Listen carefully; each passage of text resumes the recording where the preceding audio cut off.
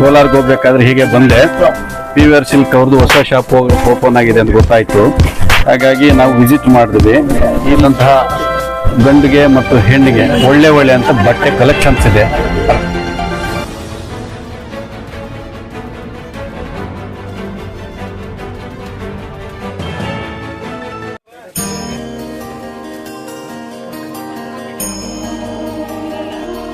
ನಮ್ಮ PVR silk shop ಅಲ್ಲಿ ಎಲ್ಲಾ ರೀತಿಯಾದಂತಹ wedding saris, next Kanjeevaram sari, Mysuru silk sari, tissue sari, fancy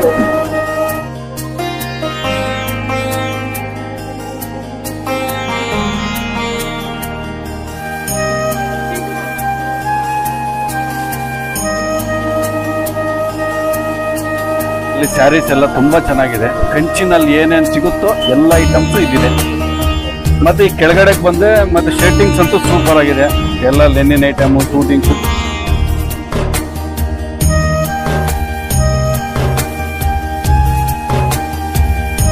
ಇರುವ ಬಾಗೇಪಲ್ಲಿ ಸರ್ಕಲ್ SFS ಚರ್ಚ್ ಎದುರುಗಡೆ PVR ಸಿಲ್ಕ್ಸ್ ನೂತನ ಮಳಿಗೆ ಪ್ರಾರಂಭೋತ್ಸವದ ಪ್ರಯುಕ್ತವಾಗಿ ವಿವಿಧ ರೀತಿಯ ಎಲ್ಲಾ ರೀತಿಯ ಗೋಲ್ಡ್ ಶಾರ್ಟ್ ಚೈನ್ಸ್,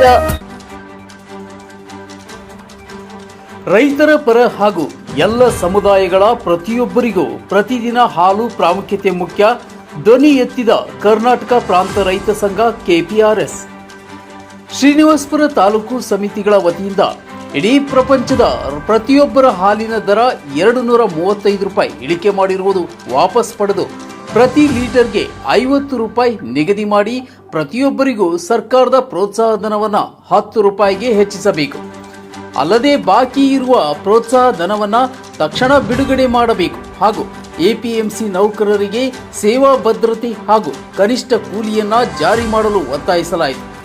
ಈ ದಿನ ಪಟ್ಟಣದ ಕೊಚ್ಮಲ್ ಉಪಕೇಂದ್ರ ಕಚೇರಿ ಎದುರು ಪ್ರತಿಭಟನಾ ಧರಣಿ ಕಾರ್ಯಕ್ರಮವು ಗೌರವ ಅಧ್ಯಕ್ಷರು N ವೀರಪ್ಪರೆಡ್ಡಿ, ತಾಲೂಕಾ ಅಧ್ಯಕ್ಷರು ಪಾತಕೋಟ್ ನವೀನ್ ಕುಮಾರ್, ಪ್ರಧಾನ ಕಾರ್ಯದರ್ಶಿ ಸೈಯದ್ ಫರೂಕ್, ಉಪಾಧ್ಯಕ್ಷರು R ವೆಂಕಟೇಶ್, ನಾಗರಾಜ್, ವೆಂಕಟಲಕ್ಷ್ಮಮ್ಮ, ಸಹ ಕಾರ್ಯದರ್ಶಿ Manjula, Shivareddy, Nagaraj M, Ramappa, Srinivas, K Narayanaswamy, TN Narayanaswamy, K Srinivas, Ramappa ಹಾಗೂ ಸಿಬ್ಬಂದಿ ವರ್ಗದವರ ಸಮ್ಮುಖದಲ್ಲಿ ಕಚೇರಿಯ ಉಪವ್ಯವಸ್ಥಾಪಕರು KM ಮುನಿರಾಜು ಹಾಗೂ ವಿಸ್ತರಣಾಧಿಕಾರಿಗಳು ಶಂಕರ್ ಗೋಪಾಲಕೃಷ್ಣ, ನರಸಿಂಹರಾಜು ಹಾಗೂ ಸಿಬ್ಬಂದಿ ವರ್ಗದವರ ಸಹಭಾಗಿತ್ವದಲ್ಲಿ ಮನವಿ ಪತ್ರವನ್ನು ನೀಡಿ ಕಾರ್ಯಕ್ರಮ ಯಶಸ್ವಿಗೊಳಿಸಲಾಯಿತು.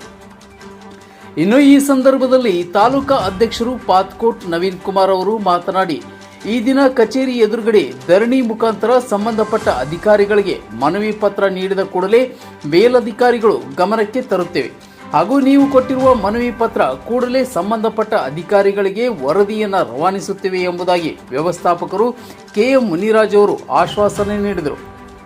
ಈ ಸಂದರ್ಭದಲ್ಲಿ ಕೆಲವೊಂದು ವಿಚಾರಗಳ ಚಿಕಿತ್ಸೆ ವಿಚಾರದಲ್ಲಿ ಸರಿಪಡಿಸುವುದಾಗಿ ತಿಳಿಸಿದರು ಹಾಗೂ ಈ ದಿನ ಪ್ರಾಥಮಿಕವಾಗಿ ಹೋರಾಟ ಹಮ್ಮಿಕೊಂಡಿದ್ದೇವೆ. ಮುಂದಿನ 15 ದಿನಗಳಲ್ಲಿ ನಮ್ಮ ಮನವಿ ಪತ್ರ ಸಲಹೆಗಳು ಸಿಗದಿದ್ದರೆ ಮುಂದಿನ ನಮ್ಮ ಹೋರಾಟ ಇಡೀ ರಾಜ್ಯದಲ್ಲಿ ಉಗ್ರ ಹೋರಾಟ ಹಮ್ಮಿಕೊಳ್ಳುತ್ತಿದ್ದೇವೆ. ಹೀಗೆ ಹಲವಾರು ವಿಚಾರಗಳು ಎಲ್ಲ ರೀತಿಯ ಸಂಬಂಧಪಟ್ಟ ಅಧಿಕಾರಿಗಳ ಗಮನಕ್ಕೆ ಸಲಹೆಗಳು ಸವಿಸ್ತಾರವಾಗಿ ತಾಲೂಕಾ ಅಧ್ಯಕ್ಷರು ವ್ಯಕ್ತಪಡಿಸಿದರು ಹಾಗೂ ರಾಜ್ಯ ಸರ್ಕಾರ ಕೂಡಲೇ ನಮ್ಮ ಮನವಿ ಪತ್ರ ಸ್ವೀಕರಿಸಿ ದೇಶಾದ್ಯಂತ ಎಲ್ಲ ರೈತಾಪಿ ಜನರಿಗೆ, ಜನಸಾಮಾನ್ಯರಿಗೂ ಹಾಲಿನ ದರ ಬಗ್ಗೆ ಗಮನ ಹರಿಸಬೇಕು.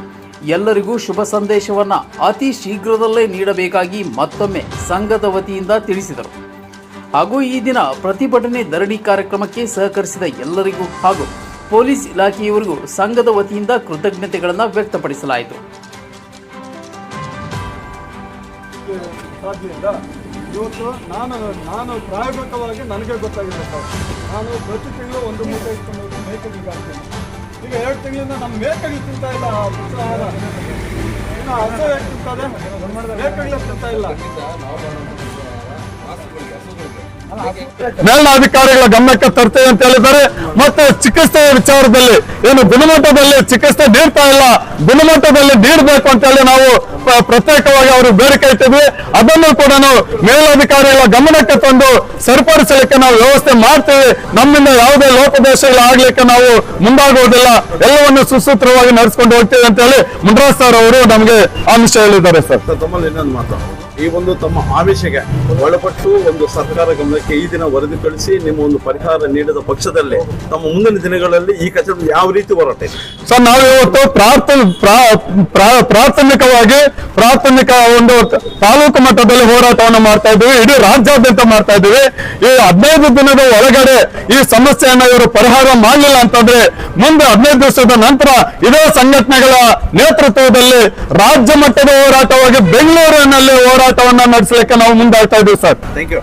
ಕಾಲೇಜುಗಳಲ್ಲಿ ಪಾಠ ಪ್ರವಚನಗಳನ್ನ ಕೇಳುವಂತ ವಿದ್ಯಾರ್ಥಿಗಳೇನಿದ್ದಾರೆ ಎಲ್ರಿಗೂ ಕೂಡ ಸರ್ಕಾರಿ ಆಸ್ಪತ್ರೆಯಲ್ಲಿ ಇರುವಂತ ಖಾಸಗಿ ಆಸ್ಪತ್ರೆಯಲ್ಲಿ ಇರುವಂತ ಎಲ್ರಿಗೂ ಕೂಡ ಇವತ್ತು ವಿಶೇಷವಾಗಿ ಕರ್ನಾಟಕ ರಾಜ್ಯದಲ್ಲಿ ಒಬ್ಬ ಸಾಮಾನ್ಯ ಮನುಷ್ಯನಿಗೆ 500 ಗ್ರಾಂ ಹಾಲು ವಿತರಣೆ ಆಗುವಂತ ನಿಟ್ಟಿನಲ್ಲಿ ಇವತ್ತು ಸರ್ಕಾರ ಮತ್ತು KMF ಮುಂದಾಗಬೇಕು. ಅದರಿಂದ ನಮ್ಮ ಹಾಲು ಉತ್ಪಾದಕರನ್ನ ರಕ್ಷಣೆ ಮಾಡಬೇಕು, ವಿದೇಶದಿಂದ ಬರುವಂತ ಹಾಲು ಪೌಡರ್ ಅನ್ನ ನಿಲ್ಲಿಸಬೇಕು ಅಂತೇಳಿ ಇವತ್ತು ನಾವು ಒತ್ತಾಯ ಮಾಡ್ತಾ ಇದ್ದೇವೆ. ಈ ಕೂಡಲೇ ರಾಜ್ಯಾದ್ಯಂತ ನಮ್ಮ ರಾಜ್ಯ ಸರ್ಕಾರ ಮುಂದಾಗಿ ಇವತ್ತು ಒಕ್ಕೂಟಗಳಲ್ಲಿ ನಡೆಯುವಂತ ಭ್ರಷ್ಟಾಚಾರವನ್ನು ನಿಲ್ಲಿಸಬೇಕು. ನಮ್ಮ ಕೋಲಾರದಲ್ಲಿರುವಂತ ಕೋಚಮಲ್ಲು ಮೇಘ ಡೈರಿ ಮಾಡುವ ಹೆಸರಿನಲ್ಲಿ ಇವತ್ತು ಯಥೇಚ್ಛವಾಗಿ ಭ್ರಷ್ಟಾಚಾರ ನಡೀತಾ ಇದೆ, ಅದನ್ನು ತಡೆಗಟ್ಟಬೇಕು. ಆ ನಂತರ ಇವತ್ತು ನಮ್ಮ ಪ್ರಾಥಮಿಕ ಸಹಕಾರ ಸಂಘಗಳ ಅಕೌಂಟ್ಗೆ ಪ್ರತಿ ವಾರಕ್ಕೆ ಒಂದು ಸಲ ಬಿಲ್ ಪಾವತಿ ಆಗ್ತಾ ಇತ್ತು, ಇವತ್ತು 15 ದಿವಸ 25 ದಿವಸ ಆಗ್ತಾ ಇದೆ. ಅದನ್ನ ಬಿಡಬೇಕು. ಪ್ರತಿ ವಾರ ಅವ್ರು ಬರ್ತಾರೆ ಸರ್, ಡಾಕ್ಟರ್ ಬರ್ತಾ ಇದ್ದಾರೆ, ನಿಮ್ ಟೀಮ್ ಏನಿದೆ ಟೀಮ್ ಬರ್ತಾ ಇದ್ದಾರೆ.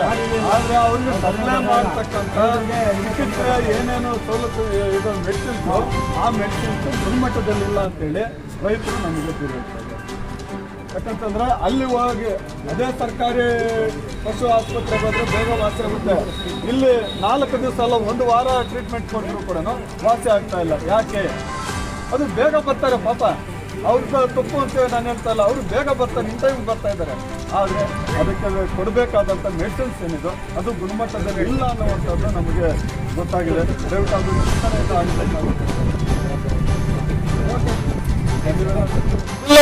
ಆ ನಂತರ ಡೈರಿನಲ್ಲಿ ಕೆಲಸ ಮಾಡುವಂತ ನಮ್ಮ ಸಿಬ್ಬಂದಿ ವರ್ಗ ನೌಕರು ಏನಿದ್ದಾರೆ ಅವ್ರಿಗೂ ಕೂಡ ಸೂಕ್ತ ರೀತಿಯಲ್ಲಿ ಪರಿಹಾರಗಳನ್ನ ಕೊಡೋದ್ರ ಮುಖಾಂತರ ಅವರಿಗೆ ರಕ್ಷಣೆಯನ್ನ ಕೊಡಬೇಕು ಅಂತೇಳಿ ನಾವು ಮನವಿ ಮಾಡ್ತಾ ಇದ್ದೇವೆ. ಇವತ್ತು ಗ್ರಾಮೀಣ ಪ್ರದೇಶದಲ್ಲಿ ಹಸು ಸಾಕಾಣಿಕೆ ಮಾಡೋದು ಕಷ್ಟ ಆಗ್ತಾ ಇದೆ. ಅಲ್ಲಿ ಪಶು ಆಸ್ಪತ್ರೆಗಳಲ್ಲಿ ಇರ್ತಕ್ಕಂಥ ಏನು ಡಾಕ್ಟರ್ಗಳು ಮತ್ತು ಅಲ್ಲಿನ ಸಿಬ್ಬಂದಿ ವರ್ಗ ತೀವ್ರ ಕಡಿಮೆ ಆಗಿದೆ. ಆ ಸಿಬ್ಬಂದಿ ವರ್ಗವನ್ನ ರಾಜ್ಯ ಸರ್ಕಾರ ನೇಮಿಸಬೇಕು. ಪ್ರತಿ ಹಳ್ಳಿಗೂ ಕೂಡ ಯಾವುದೇ ಸಂದರ್ಭದಲ್ಲಿ ಹೈನುಗಾರಿಕೆಯಲ್ಲಿ ಪಶು ಸಂಗೋಪನೆಯಲ್ಲಿ ಹೆಚ್ಚು ಕಡಿಮೆ ಆದಂತ ಸಂದರ್ಭದಲ್ಲಿ ರೋಗಾಣುಗಳನ್ನು ತಡೆಗಟ್ಟಲಿಕ್ಕೆ ಚಿಕಿತ್ಸೆ ಮಾಡಲಿಕ್ಕೆ ಆ ಡಾಕ್ಟರ್ಗಳನ್ನ ಕಳಿಸಬೇಕು. ಇಲ್ಲಿ KMF ನಿಂದ ಕೂಡ ಗುಣಮಟ್ಟದ ಚಿಕಿತ್ಸೆಯನ್ನು ಕೊಡಬೇಕು ಅಂತೇಳಿ ನಾವು ಮನವಿ ಮಾಡ್ತಾ ಇದ್ದೀವಿ. ತಮ್ಮಲ್ಲಿ ಒಂದು ಮಾತು, ಈ ಒಂದು ಧರಣಿ ಈ ದಿನ ಮಾಡ್ತಾ ಇದ್ರಲ್ಲ, ಈ ಸಂಬಂಧಪಟ್ಟ ಒಂದು ಡೈರಿ ಕಚೇರಿ ಆ ಒಂದು ಅಧಿಕಾರಿಗಳು ಯಾವ ರೀತಿ ಸ್ಪಂದನೆ ಕೊಟ್ಟು ಆಶ್ವಾಸನೆ ನೀಡುತ್ತೆ? ಸರ್, ಇವತ್ತು ನಮ್ಮ ಡಿಮ್ಯಾಂಡ್ಸ್ ಏನೋ 11 ಡಿಮ್ಯಾಂಡ್ಸ್ ಇದಾವೆ. ಇದನ್ನ ಇವತ್ತು KMFಗೆ ಮತ್ತು ರಾಜ್ಯ ಸರ್ಕಾರಕ್ಕೆ ಕಳ್ಸಿಕೊಡ್ತೇವೆ. ಅಲ್ಲಿಂದ ನಮಗೆ ಏನು ಉತ್ತರ ಬರ್ತದೋ ಅದರ ಆಧಾರದಲ್ಲಿ ನಾವು ನಡ್ಕೊಳ್ಳಿಕ್ಕೆ ತಯಾರಿರ್ತೇವೆ ಅಂತ ಹೇಳಿದ್ದಾರೆ. ಎರಡನೇದಾಗಿ ಇಲ್ಲಿ ಪಶು ಆಹಾರ ಕಲ್ಪ ಮಟ್ಟದಲ್ಲಿ ಬರ್ತಾ ಇದೆ, ಅದನ್ನು ಕೂಡ ಸರಿಪಡಿಸಿ ನಾವು